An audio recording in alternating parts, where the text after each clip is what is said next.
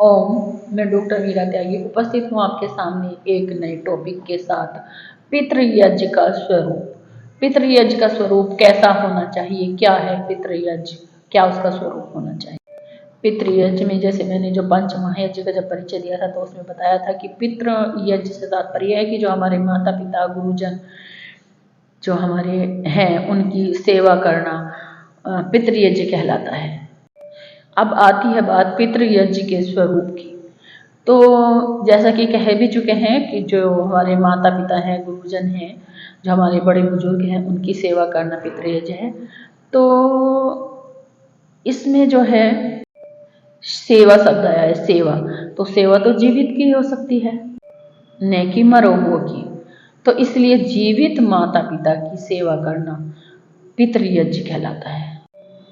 क्योंकि जब व्यक्ति मर जाता है तो वो अपने कर्म के अनुसार अन्य योनि को प्राप्त कर लेता है।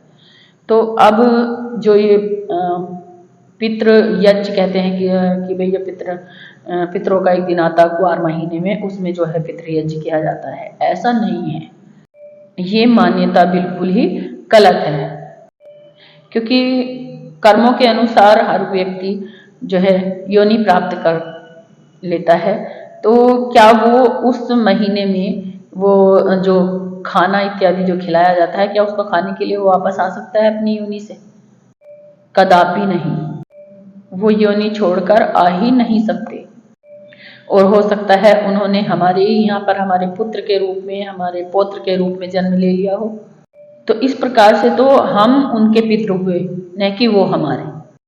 क्वार के महीने में जो गाय इत्यादि को भोजन खिला के, कुत्तों को भोजन खिला के, ब्राह्मणों को भोजन खिला के कहते हैं कि हम पितृयज्ञ कर रहे हैं, वो सही नहीं है।